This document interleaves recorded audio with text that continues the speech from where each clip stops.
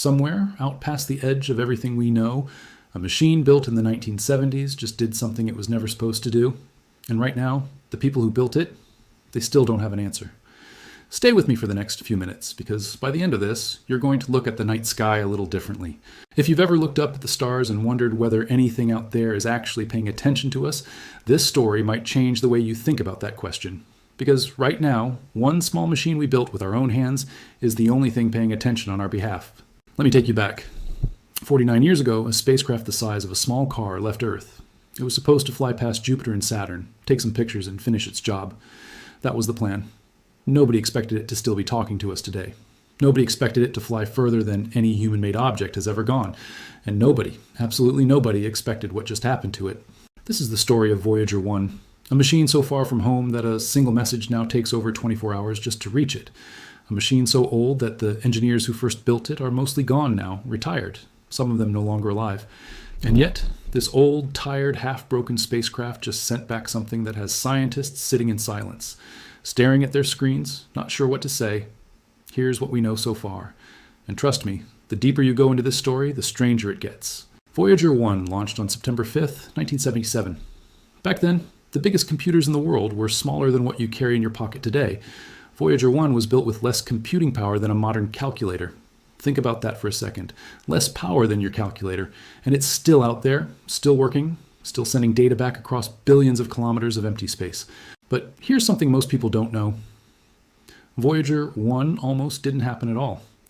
NASA originally planned something called the Grand Tour, a mission that would use a rare lineup of the outer planets, a lineup that only happens once every 175 years, to send spacecraft flying past Jupiter, Saturn, Uranus, and Neptune, using each planet's gravity to slingshot toward the next one. The full Grand Tour got canceled because of budget cuts. What survived was a scaled-down version. 2 spacecraft, Voyager 1 and Voyager 2, built fast, built cheap by space mission standards, never expected to last this long. Its first job was simple, on paper. Fly past Jupiter, fly past Saturn, take pictures, send them home. And it did that job perfectly, better than perfectly. The pictures Voyager 1 sent back changed how we saw our own solar system forever. Before Voyager, Jupiter and Saturn were just blurry dots through a telescope, smudges of light with a few visible bands of color if you were lucky.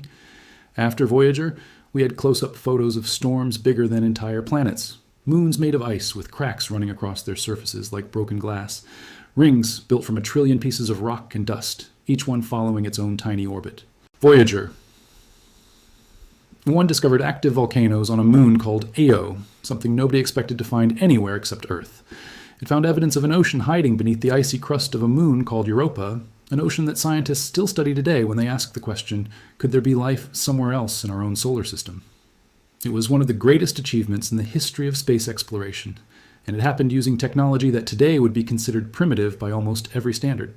But here's the part most people don't know. Voyager 1 wasn't supposed to keep going after that. The mission was supposed to end. Instead, NASA made a decision that would change everything. They decided to keep it flying, keep it listening, keep it talking. And so Voyager 1 kept moving further and further from home, past the orbit of Pluto, past the edge of where the sun's light and warmth mean anything at all. In 1990, as it was leaving the solar system behind, someone at NASA had an idea. A scientist named Carl Sagan suggested they turn Voyager 1's camera around just once and take one final photograph looking back toward home. Many engineers were against it. There was no scientific reason to do it. It used up valuable power and risked damaging the camera by pointing it near the sun. But they did it anyway. And the photo that came back showed Earth as a single pale blue dot, smaller than a pixel, suspended in a beam of scattered sunlight, floating in a vast, dark nothingness. Sagan later said that photograph should be a reminder of how small and fragile our entire world really is compared to everything else out there. That photo is still, to this day, one of the most quietly powerful images ever taken. And it came from the exact same spacecraft this story is about. In 2012, something happened that had never happened before in human history. Voyager 1 left the solar system, not left in the sense of flying past a planet, left completely. It crossed into what scientists call interstellar space, the space between stars. The empty, freezing, radiation-filled void that exists outside our sun's protective bubble, a bubble called the heliosphere. No human-made object had ever gone there before. Voyager 1 was now further from home than anything we had ever built. And that's when things started getting strange. See, once Voyager 1 crossed into interstellar space, it started sending back readings that didn't quite make sense. Not wrong exactly, just different. Different from what scientists expected. The radiation levels weren't behaving the way the models predicted. Magnetic field readings were off. Small things at first. The kind of thing you'd write down and move on from. Nobody panicked. Space is strange. Space is full of surprises. That's part of why we explore it. But then, in 2023, Voyager 1 nearly died. A tiny error, what engineers call a bit flip, corrupted part of its memory. One single flip bit out of billions, and suddenly Voyager 1 couldn't send proper data back to Earth anymore. For months, the spacecraft was sending back nothing but garbage, random noise, nonsense, strings of numbers that made no sense to anyone reading them. Some people inside NASA quietly worried this might be the end. A machine that had survived almost 50 years in deep space, silenced by a single flipped bit in its memory. Something no bigger than a speck of dust in terms of the actual hardware involved. NASA engineers, some of them not even born when Voyager launched, had to become detectives. They had to study old manuals, decades-old code, written in a programming language that almost nobody uses anymore. A language most modern engineers had never even touched before this. They had to dig through paper records, some of them decades old, stored away in filing systems built long before anyone imagined this problem would ever happen. All of this just to figure out what had gone wrong 48 years into the mission, 24 billion kilometers away, where a single message takes over a day to arrive and another day for the reply to come back. Imagine trying to fix a computer, except every single test you run takes 2 full days to get a result. You send an instruction, you wait some more, and 2 days later you find out if it worked or not. If it didn't, you start again. That's not troubleshooting the way any of us know it. That's something closer to solving a puzzle blindfolded from the other side of the planet. One guess every 48 hours. They fixed it. Somehow, against all odds, a team of engineers brought a 48-year-old spacecraft back from the edge of silence, using nothing but old code, patience, and a signal that takes 2 full days round trip. It's honestly one of the most incredible rescue stories in the history of space travel, and almost nobody talks about it. But that near-death experience wasn't the end of the story. It was just the beginning of the next chapter. Because once Voyager 1 came back online, once it started sending clean data again, something changed. Right now, as you're listening to this, Voyager 1 is approaching a distance scientists call 1 light day. That means it will soon be so far away that light itself, the fastest thing in the entire universe, will take a full 24 hours, just to travel from Voyager 1 to Earth. Let that sink in. Light moves at almost 300,000 kilometers every single second. It reaches our moon in a little over 1 second. It reaches the sun in about 8 minutes, and even at that speed, it needs an entire day to cross the distance between us and this little spacecraft. At that distance, sending a single command to Voyager 1 and getting a response back takes about 2 days. 2 days for one exchange. If something goes wrong out there, if a problem shows up, the team on Earth can't just react quickly. They have to wait. They have to guess what might happen next, send instructions, and then wait again to see if it worked. Every single decision made about Voyager 1 today is made slowly, carefully, and with the full knowledge that there is no room for a quick fix. And it's at this exact point, this edge of communication, this edge of what we can even reach, that Voyager 1's instruments picked up something that has left scientists quiet. Here's what the data shows. Voyager 1 carries instruments that measure cosmic rays. These are high-energy particles that fly through space, sometimes coming from exploded stars, sometimes from sources we still don't fully understand. Normally, the deeper into interstellar space Voyager travels, the more of these particles it should detect, more exposure, more radiation. That's the expected pattern. That's what the models say should happen, based on everything we've learned from decades of studying how our sun's magnetic bubble works and how it fades out into open space. But that's not what's happening. Instead, something is holding those particles back. Something is creating what scientists are calling a damping effect, almost like an invisible wall softening the radiation before it reaches the spacecraft. It's as if something out there, ahead of Voyager 1, in the direction it's traveling, is acting like a shield, blocking, or at least reducing, the high-energy particles that should be hitting the spacecraft at full strength. Now, scientists don't like using the word shield lightly. It makes people think of science fiction. It makes people think of forces and structures built by someone or something. That's not a claim any serious scientist is ready to make. But when you look at the raw pattern of the data, that's the shape it takes. A softening, a dampening. Almost like Voyager 1 is passing behind something. The leading theory right now is what's called a magnetic anomaly. Basically, a large invisible region of unusually strong or unusually shaped magnetic field, possibly left behind by an old dead star. Or maybe some kind of interstellar cloud that we've never mapped before. Space isn't empty in the way we imagine it. It's full of thin clouds of gas, magnetic fields stretching for trillions of kilometers. Invisible structures that we can only detect indirectly through their effects on Things like Voyager 1's instruments. Our entire solar system is currently passing through something scientists call the local interstellar cloud, a slowly drifting patch of gas that itself sits inside a much larger structure called the local bubble, a region carved out, scientists believe, by ancient supernova explosions millions of years ago. In other words, even the space we think of as empty has a history, a shape, and edges we're only beginning to map. But here's the part that's bothering scientists the most: the shape of this effect, the symmetry of it. Natural magnetic anomalies tend to be messy, uneven. Space isn't neat and organized, it's chaotic, shaped by billions of years of collisions and explosions and gravity pulling things in every direction. But this dampening pattern that Voyager 1 is detecting, it's oddly even, oddly balanced. The kind of pattern you'd expect from something structured, not something random. That single detail, the symmetry, is what's keeping some researchers up at night. Because natural doesn't usually look this clean. Let's compare this to Voyager 1's twin for a second, because this makes the mystery even more interesting. Voyager 2 launched around the same time, took a different path through the solar system, flying past Uranus and Neptune along the way, and eventually crossed into interstellar space 2, a few years after Voyager 1. But Voyager 2 is traveling in a slightly different direction, and so far its instruments have not picked up the same clean, symmetrical dampening pattern that Voyager 1 is showing. That difference matters. If this really was just a simple, evenly spread natural feature of interstellar space, you might expect both spacecraft, moving through roughly the same general region, to notice something similar eventually. Instead, only one of them is seeing this. Only Voyager 1, on its specific path, heading in its specific direction, is running into whatever this is. That doesn't prove anything on its own. Space is enormous, and small differences in direction can mean the two spacecraft are actually passing through completely different pockets of the interstellar medium. But it's exactly the kind of detail that keeps a mystery like this from being dismissed as simple instrument drift or an easy answer. It suggests whatever Voyager 1 ran into might have real edges, a boundary, a there and a not there. This actually isn't the first time in history that a lone instrument far from home has picked up something that broke the rules.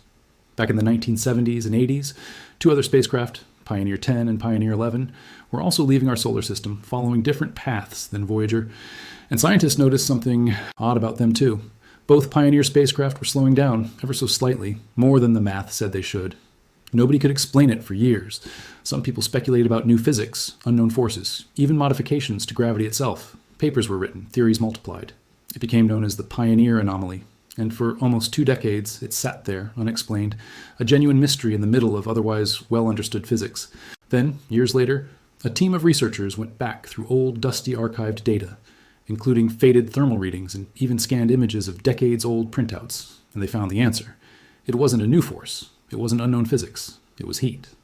The spacecraft's own onboard power systems were radiating heat unevenly in one particular direction, and that tiny, gentle push from escaping heat was enough to explain the entire anomaly.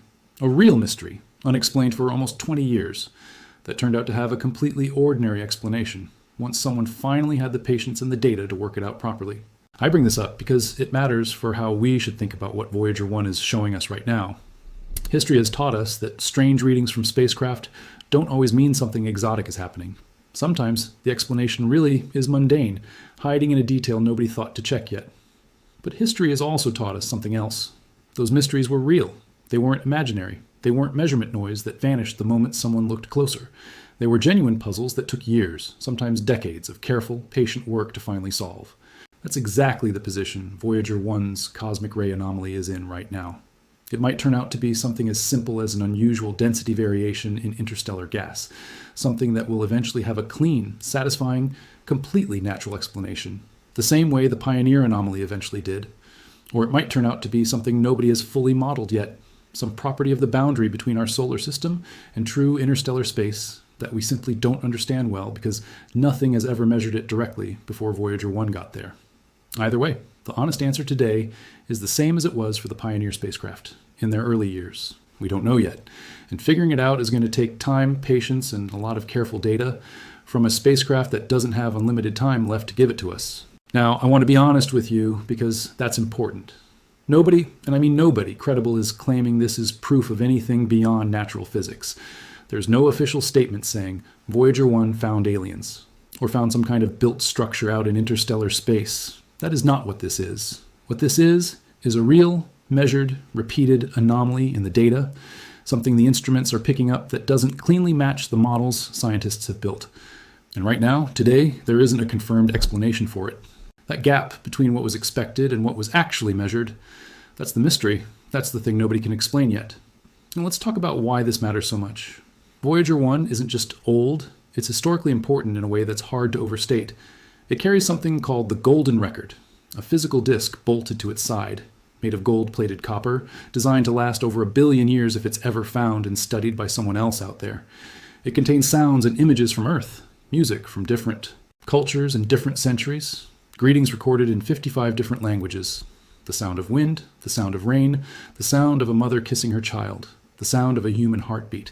It was placed there in 1977 just in case, on the very small chance that someday someone or something out there might find it and learn what life on Earth once sounded like. Carl Sagan, who helped choose what went on to that record, once said that sending it was less about the tiny chance it would ever be found, and more about what it meant for the people back on Earth doing the choosing. It forced an entire team to sit down and ask a question most of us never really stop to answer. What actually represents us? What sound? What image? What 15 seconds of music captures something true about being human? That's still on board Voyager 1 right now, drifting through the exact region of space where this new anomaly is showing up. For almost 50 years, that record has been traveling further from home than anything else humanity has ever built. And now, right at the edge of what we can even communicate with, it's running into something we don't understand. Some researchers believe the explanation will turn out to be completely natural. A weird pocket of interstellar gas, an old supernova remnant with unusual magnetic properties, something we simply haven't mapped yet because nothing has ever traveled far enough to detect it before. That's actually the most likely explanation, if we're being reasonable. Voyager 1 is in a part of space no instrument has ever been before. Of course, it's going to find things we don't have a name for yet. That's what happens when you go somewhere new. Every single time, humans have pushed further than we've ever gone. From the first ships crossing open ocean to the first climbers reaching the tallest peaks, we found things that didn't match our expectations. Interstellar space was always going to be the same. But a smaller group of scientists, quietly, cautiously, are asking a different question. What if this dampening effect isn't just a random natural pocket? What if it's something with a boundary? Something with an edge, something that behaves less like a random cloud and more like a structure. Nobody is saying that out loud in an official paper. Careers depend on being careful with claims like that. But in private conversations, in conference hallways, the question keeps coming up. Why does it look so even? Why does it look so deliberate? And here's a detail that makes the whole thing even stranger. Alongside the cosmic ray readings, Voyager 1's other instruments, the ones measuring plasma density, the ones measuring magnetic field direction, they've also started showing small shifts. Not huge, not dramatic, but consistent. Consistent enough that scientists analyzing the data are ruling out simple instrument error. The spacecraft itself, 49 years old, held together by decades-old engineering and constant careful maintenance from a team back on Earth, is still functioning well enough to detect these changes clearly. Which means whatever is happening out there is real. It's not a glitch. It's not old wiring playing tricks. It's a genuine, measurable, repeated pattern, showing up across multiple different instruments, not just one. That cross-confirmation matters a lot in science. When one instrument shows something strange, that could be a fault in that one piece of hardware. But when several completely different instruments, measuring completely different things, radiation, plasma, magnetic fields, all start shifting in ways that line up with each other, that's much harder to explain away.